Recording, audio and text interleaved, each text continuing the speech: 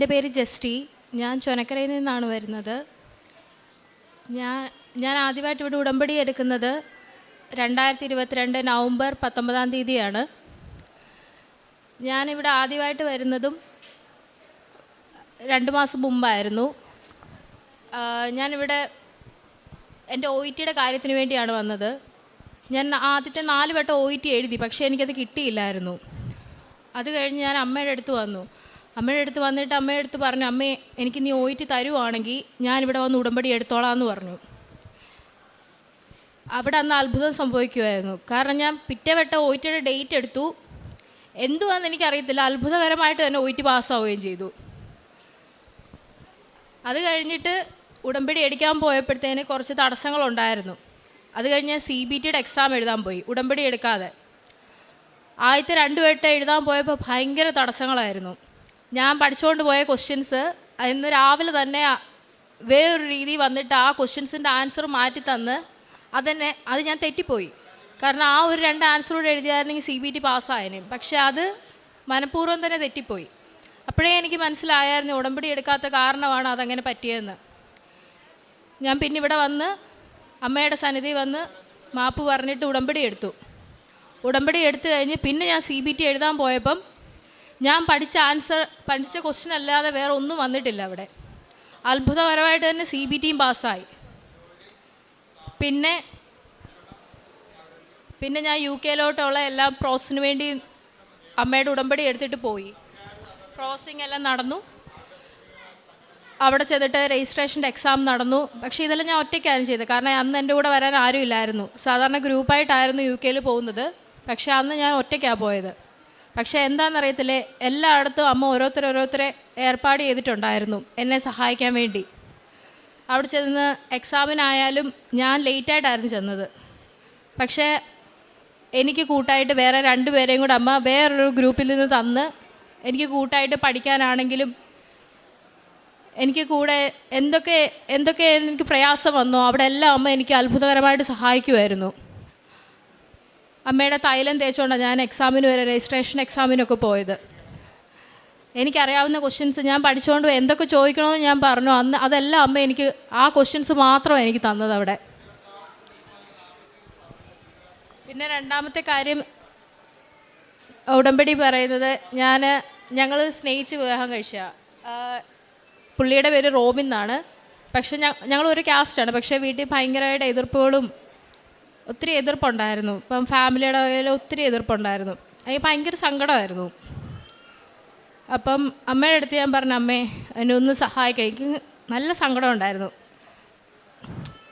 ഒരു വട്ടം എനിക്ക് സങ്കടം സഹിക്കാൻ വേദ അമ്മേനെ ഉള്ളി കണ്ടിട്ട് ഞാൻ അമ്മയെ കെട്ടിപ്പിടിക്കുന്ന പോലെ അമ്മയെ കരഞ്ഞിട്ടുണ്ട്.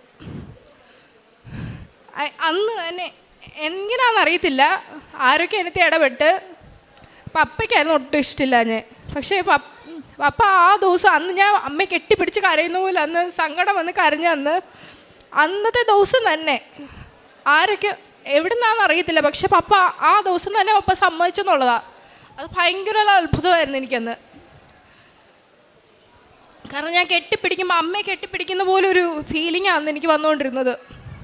ഞാൻ കരഞ്ഞപ്പോൾ അമ്മ കണ്ണീര് തുടയ്ക്കുന്ന പോലെ എനിക്ക് തോന്നിയത്.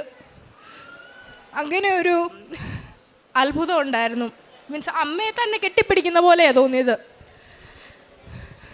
അമ്മ കണ്ണീരിന് ഫലം തന്ന പോലെ അന്ന് തന്നെ സമ്മതിച്ചെന്നുള്ള അത് ഭയങ്കര ഒരു അത്ഭുതമായിരുന്നു. പിന്നെ ഞാൻ അമ്മയോട് എനിക്ക് എന്തെങ്കിലും പ്രയാസം ഉണ്ടെങ്കിൽ അമ്മയോട് ഞാൻ ഓരോരോ കാര്യങ്ങൾ സംസാരിക്കും. അമ്മ എനിക്ക് ബൈബിളിൽ ഞാൻ ഏത് വാക്യം എടുക്കുന്നോ അതെനിക്ക് ഞാൻ ചോദിച്ച ചോദ്യത്തിന് ഉത്തരവാണ്. ഇപ്പം 2 വർഷത്തിന് ശേഷം നാട്ടിൽ വന്ന് ഞങ്ങളുടെ കല്യാണത്തിന് വേണ്ടി വന്നതാണ്.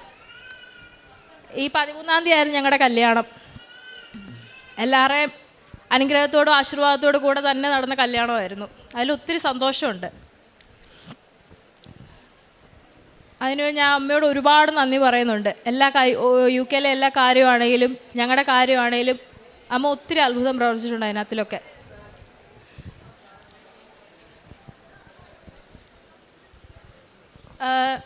ആ സമയത്ത് ഞാൻ അതിന് മുമ്പൊന്നും ഞാൻ അധികം പ്രാർത്ഥിക്കത്തൊന്നുമില്ലായിരുന്നു. പക്ഷേ അമ്മയുടെ അത്ഭുതം കാണാൻ തുടങ്ങിയ പിന്നെ ഞാനിപ്പോൾ ടൈം പോലും നോക്കാറില്ല.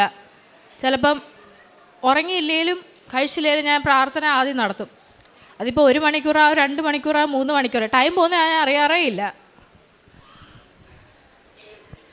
അമ്മ അടുത്തിരിക്കുന്ന പോലെ എനിക്ക് തോന്നും പ്രാർത്ഥിക്കുന്ന സമയങ്ങളിലെല്ലാം. ഞാനപ്പം മനസ്സിൽ ഞാനൊരു കാര്യത്തിന് ചോദ്യം ചോദിച്ചാലും അമ്മ ബൈബിൾ ഞാൻ തുറന്നിട്ടുണ്ടോ അതെനിക്കുള്ള വാക്യമായിരിക്കും. പിന്നെ അതിനു മുമ്പ് ഞാൻ അധികം കാരുണ്യപ്രവർത്തനങ്ങളൊന്നും ചെയ്തിട്ടില്ല. പക്ഷേ ഇപ്പം ഞാൻ ഒരാളെ സഹായിക്കണമെന്ന് എനിക്ക് മനസ്സിൽ തോന്നിക്കഴിഞ്ഞാൽ എങ്ങനെയാണെന്നറിയത്തില്ല, ആർക്കെങ്കിലും ഞാനിപ്പോൾ ഒരാളെ സഹായിക്കണം, എൻ്റെ ബർത്ത്ഡേക്ക് ഞാൻ ആർക്കെങ്കിലും എന്തെങ്കിലും ഉപകാരം ചെയ്യണമെന്ന് എനിക്കുണ്ടായിരുന്നു. പക്ഷേ ആ സമയങ്ങളിൽ എനിക്ക് അതിന് പറ്റിയില്ലായിരുന്നു. പക്ഷേ അതിൻ്റെ അടുത്ത ആഴ്ച എനിക്കറിയാവുന്നൊരു ആളായിരുന്നു. അപ്പം പെട്ടെന്ന് പുള്ളിക്കാരിക്ക് ഞാൻ എത്ര രൂപയാണോ കൊടുക്കണമെന്ന് ആഗ്രഹിച്ചത് അതേ പൈസ പുള്ളിക്കാരിക്ക് ആവശ്യമായിട്ട് വന്നു. അപ്പോൾ അവിടെ എന്നെ കൊണ്ട് അമ്മ ചെയ്യിക്കുകയും ചെയ്യും. ഞാനിപ്പോൾ ചെയ്യണമെന്ന് ഇപ്പം പറ്റാത്ത സാഹചര്യത്തിൽ അമ്മ അതിന് എന്തെങ്കിലും ഒരു സാഹചര്യം ഉണ്ടാക്കി തരുന്നുണ്ട് അത് ചെയ്യാൻ വേണ്ടി. അതുകൊണ്ട് അമ്മയുടെ സാന്നിധ്യം ഞാൻ അനുഭവിച്ചറിഞ്ഞതാണ്.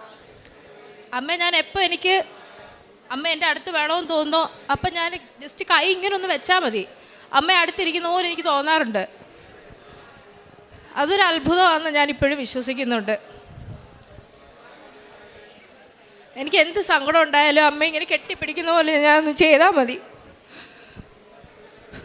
അമ്മ അടുത്ത് വരുന്ന പോലെ എനിക്ക് തോന്നും. ഇന്ന് സാക്ഷ്യം പറയാൻ നന്ദി, അനുഗ്രഹത്തിനായി ഒരുപാട് നന്ദിയുണ്ട്. ദൈവനാമത്തിന് മഹത്വം ഉണ്ടായിരിക്കട്ടെ. അത് മാത്രമല്ലാതെ നമ്മുടെ അവിടെ ഒരുപാട് സഹായം വേണ്ട ആൾക്കാരുണ്ടായിരുന്നു. അതായത് അനാഥാലയങ്ങൾ, അവിടെ അവർക്ക് വേണ്ട ചിലപ്പോൾ ഞാൻ ആഹാരമായിട്ട് കൊടുക്കാറുണ്ട്, ചിലപ്പോൾ അവർക്ക് പൈസയായിട്ട് കൊടുക്കാറുണ്ട്. എൻ്റെ കയ്യിൽ പൈസ ഇല്ലെങ്കിലും ഉണ്ടെങ്കിലും ഞാൻ അവർക്ക് കൊടുക്കാറുണ്ട്. കാരണം അതെന്തോ ഒരു കാരുണ്യപ്രവർത്തനത്തിന് പോലെയല്ല ഞാൻ കാണാൻ സാധിക്കുന്നത്. അത് നമ്മുടെ ഒരാളെ സഹായിക്കുന്ന പോലെ നമുക്ക് ആ ഒരു അനുഭവം ഉണ്ടാവും. നേരത്തെ അങ്ങനെയൊന്നും ചെയ്യാൻ തോന്നിയിട്ടില്ല. പക്ഷേ ഈ ഉടമ്പടി വന്നേ പിന്നെ എന്തെങ്കിലും ഒന്ന് ചെയ്തില്ലെങ്കിൽ ഒരു സമാധാനം ഉണ്ടാകാറില്ല. അത് ഉടമ്പടിയുടെ തന്നെ ഒരു വലിയ അനുഗ്രഹമാണ്. നമ്മളെ കൂടുതൽ വചനത്തോട് അടുപ്പിക്കുക, നമുക്ക് ദൈവത്തോട് കൂടുതൽ അടുക്കാൻ നമ്മൾ ഉടമ്പടി ഒരുപാട് സഹായിക്കും. അനാഥർക്ക് ആഹാരം കൊടുക്കുക, വേണ്ടവർക്ക് വസ്ത്രം കൊടുക്കുക. പണ്ടൊന്നും ഞാനിങ്ങനെ ചെയ്തിട്ടേ ഇല്ല. പക്ഷെ ഉടമ്പടി വന്നേ പിന്നെ ഞാൻ ഇതെല്ലാം ചെയ്യാൻ തുടങ്ങി. അത് ഞാൻ ഇതിനു വേണ്ടി ചെയ്യുന്നതല്ല, പക്ഷേ നമുക്കത് ചെയ്യാനൊരു മനസ്സ് തോന്നിക്കും. ഇങ്ങനെ ചെയ്യുക എന്നൊരു മനസ്സിൽ നമുക്ക് എപ്പോഴും തോന്നിക്കും. ഒരാളെ സഹായിക്കാനും എന്നെ ഉടമ്പടി പറയാൻ സമ്മതിച്ചതിനും എന്നെ സഹായിച്ചതിനും പരിശുദ്ധ ദൈവമാതാവിനും കൃപാസന അമ്മയ്ക്കും ഒരുപാട് ഒരുപാട് ഒരുപാട് നന്ദി പറയുന്നു. സങ്കീർത്തനങ്ങൾ 63 തിരുവചനം അരുളി ചെയ്യുന്നു.